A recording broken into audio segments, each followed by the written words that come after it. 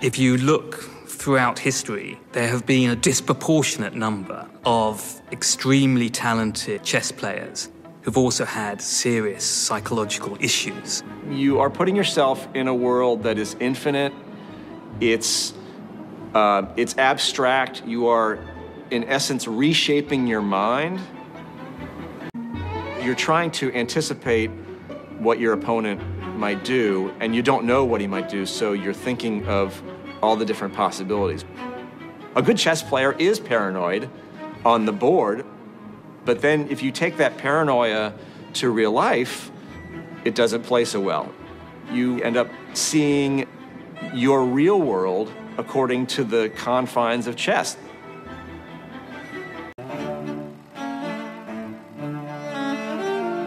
An individual with an unbalanced tendency, by becoming a chess monomaniac, will throw himself over the brink.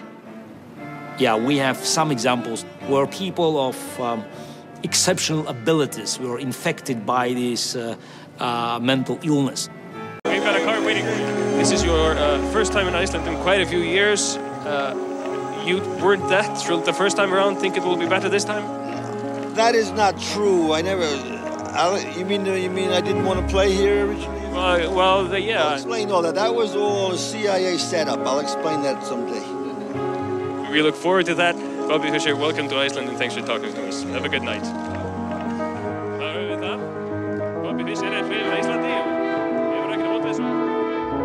What's next, Bobby? I still want to do a book showing how the 1984-85 Karpov-Kasparov match was prearranged, move by move. They're all saying, oh, Fischer didn't write the book he said he was going to write. Yeah, but they don't say that they stole all my file on it. They don't say they stole several big moving boxes full of books that took me years to accumulate. What is your name? Jeremy. Jeremy what? Schaap. Your father was Dick Schaap, you were telling me last night? Yes, exactly. Yeah, I knew him, yeah. He rapped me very hard. He said, that I don't have a sane bone in my body. I didn't forget that. His father, many, many years ago, befriended me. Took me out to see, I don't remember what. Knicks games. Knicks games, and you were 12. Acted kind of like a father figure.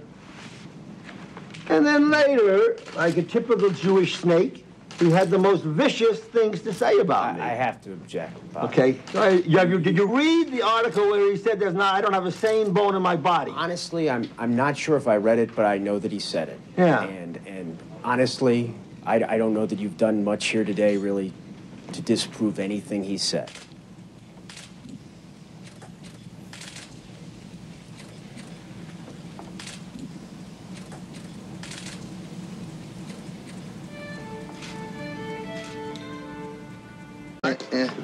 He could not tear himself from the topic of the evil nature of the Jews and the evil nature of the United States or the evil nature of nuclear power. He talked about this relentlessly, and you really couldn't pull him out of that discussion.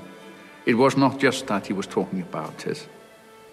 It was also the obsessive, compulsive nature of the discussion. No? The relentless nature of it. You don't see how fucked up the world is. That's a form of insanity.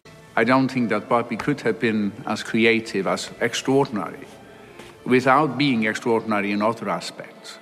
And that aspect we call a disease. So the whole game's collapsing here. It's we resigned. I don't consider myself to be a genius at chess. I consider myself more to be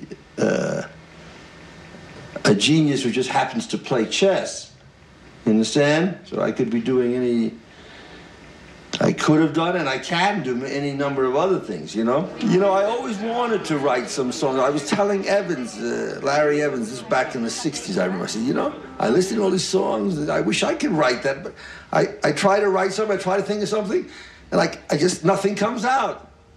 And he says, yeah, because you haven't lived. He says, and I started thinking about it. He's right. I don't believe in psychology. I believe in good moves.